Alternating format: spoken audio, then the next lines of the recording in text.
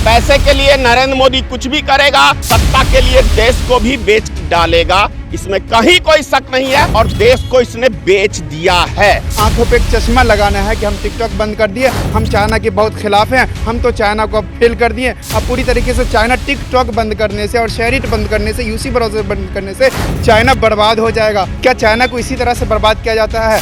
वो बैंड करने से क्या हो जाएगा? ये गोबर भक्त सिर्फ खुश होंगे। ये रैलियां करते थे तो वहाँ पे बोलते थे कि अगर हिंदुस्तान का एक सैनिक का अगर सर कट जाएगा तो हम 20 को मारेंगे।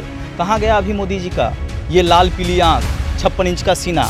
इस पे एक शेर याद आता हमको कि ए दिल अबे दिल को रोता है तू मोदी को याद करके, वो तो चले जाएंगे हिंदुस्तान को बर्बाद करके, वो न हिंदू के हैं न मुस्लिम के हैं, क्या करोगे उसके दर पे फरियाद करके। ये विदेशियों का एजेंट है, चाइना का एजेंट है, अमेरिका का ये एजेंट है।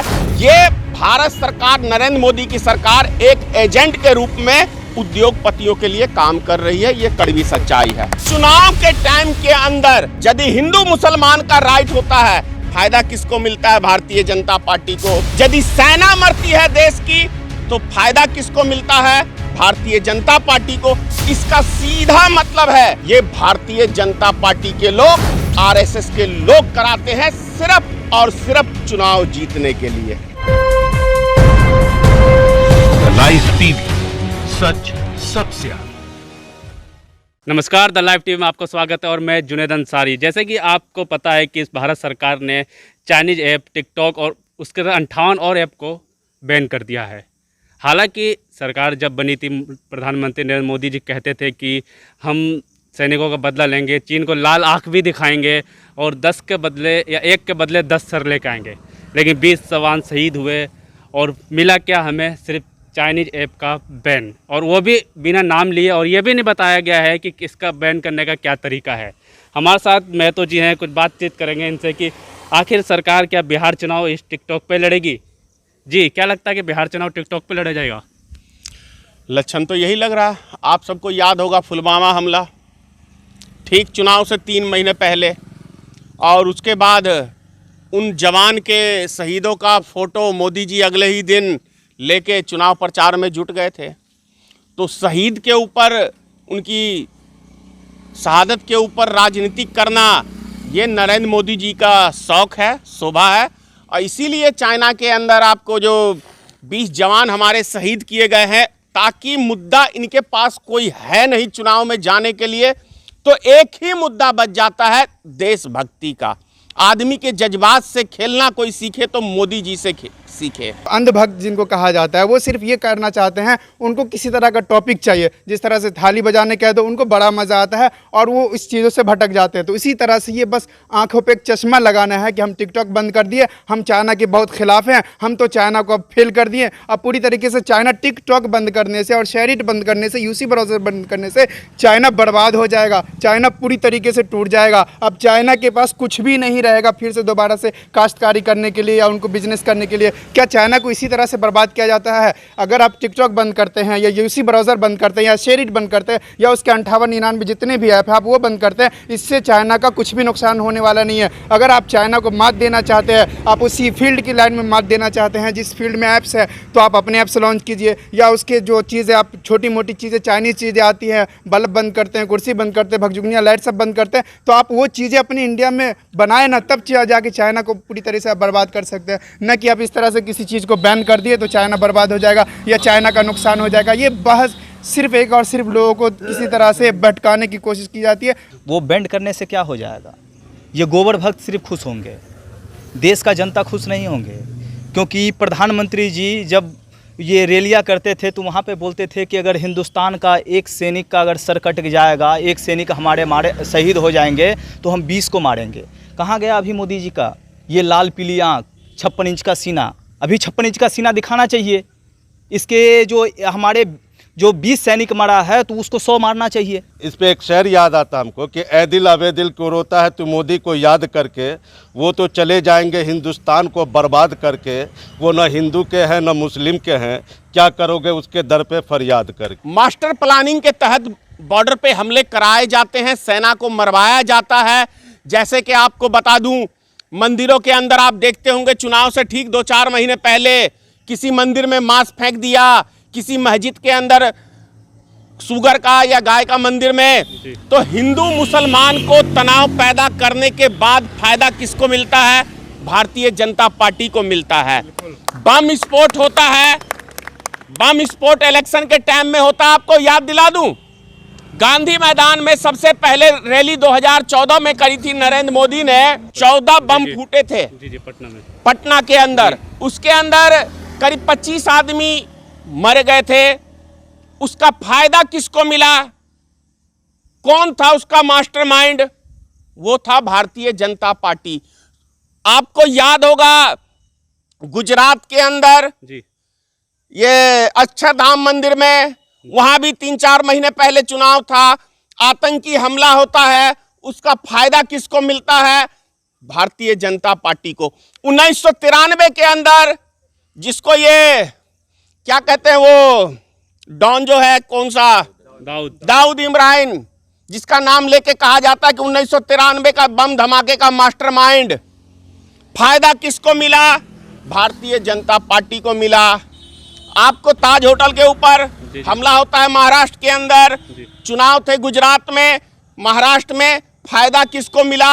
यानी कि चुनाव के टाइम के अंदर यदि हिंदू मुसलमान का राइट होता है, फायदा किसको मिलता है? भारतीय जनता पार्टी को।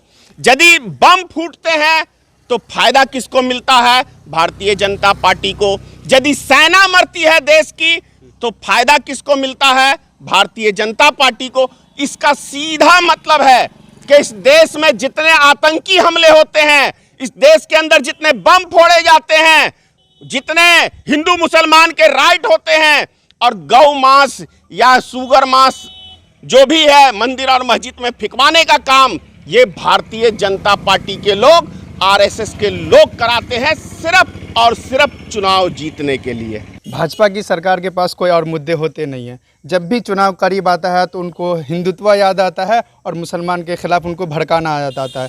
उनके पास विकास के मुद्दे पे बात कर लो, वो छोड़ के भाग जाएंगे। सेना के मुद्दे पे बात कर लो, किस तरह से आज उन्होंने सेना को हाथ बांध रखा है, और जो भी आजकल वहाँ हो रहा है चाइना के बॉर्डर पे, वो किसी तरह से खुल के बात करने वाले हैं नहीं। ना उनकी गोदी मीडिया बताती है कि बॉर्डर पे क्या हो रहा है, हमारे सैनिक शहीद हो रहे हैं, इधर पीएम का बयान आ रहा है कि कुछ भी नहीं हुआ वहाँ पे। वो हर तरह के मुद्दे से एकदम लोगों का ध्यान हटाना चाहते हैं। बिहार में आप सब जानते हैं कि 2 महीने बाद आचार संहिता लग जाएगा, महीना या 1.5 महीने के बाद, और बिहार में कोई मुद्दा चाहिए चुनाव जीतने के लिए। तो अभी टिकटॉक ने 10 करोड़ पीएम केयर फंड के अंदर चंदा दिया है और उसको बैन नहीं किया। केवल आप कुछ दिन उसके अंदर वीडियो लोड नहीं कर सकते हो, क्योंकि चुनाव ही मुद्दा बनाना है।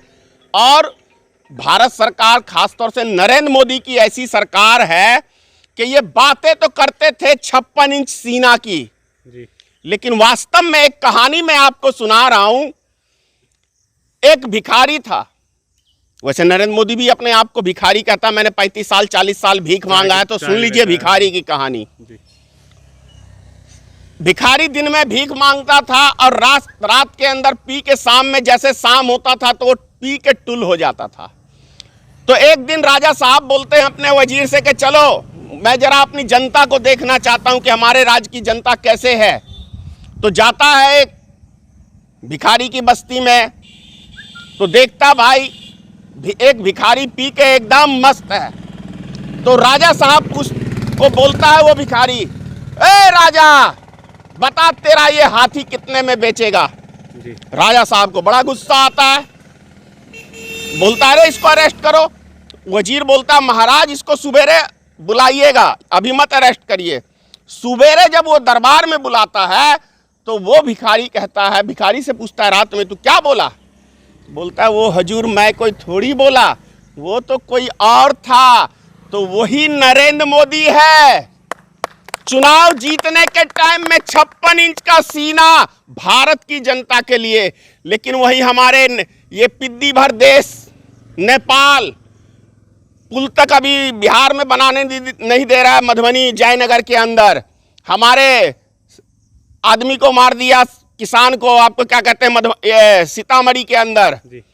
तो नेपाल जैसा देश भी मोदी को आंख दिखा रहा है। तो आप समझ सकते हैं, अरे लाल आंख क्या, इसका तो कोई आंख ही नहीं है। इसका आंख है केवल सत्ता और पैसा। पैसे के लिए नरेंद्र मोदी कुछ भी करेगा, सत्ता के लिए देश को भी बेच डालेगा, इसमें कहीं कोई शक नहीं है, और देश को इसने बेच दिया है। अच्छा, चाइनीज जैसे सरदार पटेल भाई की जो मूर्ति बनी 3000 करोड़, वो भी चाइनीज के पास पैसा गया, तो उसके बारे में कुछ अभी तक बयान नहीं किया, उसके बारे में क्या आपकी राय है? देखिए, वास्तव में नरेंद्र मोदी भले भारत की जनता को समझाने में कामयाब हो गया कि मैं घर बार सब चीज़ देश के लिए छोड़ दिया हूं, लेकिन ये देश के लिए किसी भी चीज़ को नहीं छोड़ा है। ये कहिए कि ये विदेशियों का एजेंट है, चाइना का एजेंट है, अमेरिका का ये एजेंट है। ये भारत सरकार, नरेंद्र मोदी की सरकार एक एजेंट के रूप में उद्योगपतियों के लिए काम कर रही है, ये कड़वी सच्चाई है। मोदी जी कह रहे थे कि हमें भी वो फ़कीरी, इम्तियाज़ अहमद मैं बात कर रहा हूँ, कि मुझे भी वो फ़कीरी दे दे, कम से कम फ़्लाइट पर मैं भी उड़ूँ, अच्छे अच्छे खाना खाऊं, लगभग 36 तरह के आइटम जो मुझे भी मिले, तो वो फ़कीरी तो मुझे नसीब हो जाए। लेकिन वो फ़कीरी मुझे नसीब नहीं है, क्योंकि वो मोदी जी को ही पसंद है वो फ़कीरी। जी, बात करते हैं थोड़ी बिहार की। तो बिहार में चुनाव आने वाला है, उसी को लेकर सारा खेल एक तरह से रचा जा रहा है, जिसका अनुमान लगाया जा रहा है। तो नीतीश जी के क्या कहेंगे? नीतीश जी भी और एनडीए का गठबंधन पूरी तरह सरकार चल रहा है, तो कैसा काम है सरकार का? ये देख लीजिए आप, बिहार की जहाँ तक की बात करते हैं नीतीश जी की, तो ये पूरी तरीक़ा से फेल्योर साबित हुई है, और सामने आपके पास इस बार बाढ़ का मौका है। देख लीजिएगा, जो गरीब जनता बेबस होकर आई है प्रदेश से, वो भूल ही नहीं पाई थी कि अभी सेना वाला मामला चाइना का हो गया। एनडीए गठबंधन नीतीश कुमार जहाँ तक के कहते हैं दावा, उनका पूरा पोल खुल चुका है इस बार, और यहाँ की गरीब जनता इस बार माफ़ करने नहीं जा रही है। ख़ास करके बिहार की बात कही जा रही है, तो हमारे इस बार गरीब की जनता बताएगी उनको कि किस तरीके से यहाँ चुनाव लड़ाई जाती है। जिस तरीके से लोगों का भी राय है कि मोदी सरकार जो है, प्रधानमंत्री जी, उन्होंने एक झुंझुना दे दिया जाता है। पहले स्वदेशी का कभी झुंझुना देते हैं, कभी चाइनीज ऐप बंद करने का झुंझुना देते हैं, और लोग कहते हैं कि हम 56 इंच का सीना हमारा, और हम एक के बदले 10 सिर लेकर आएंगे, लेकिन अभी तक कुछ नहीं दिया। फिर से टिकटॉक बंद करके एक चाइनीज का झुंझुना दे दिया है, और बिहार में शायद उम्मीद लगाई जा रही है कि अब पूरा बिहार चुनाव में एक ही राग अलापा जाएगा कि हमने चाइनीज ऐप को बैन किया, और इसी पे पूरा बिहार का बुरा मुद्दा और चुनाव लड़ा जाएगा। लाइव टीवी, सच सबसे आगे।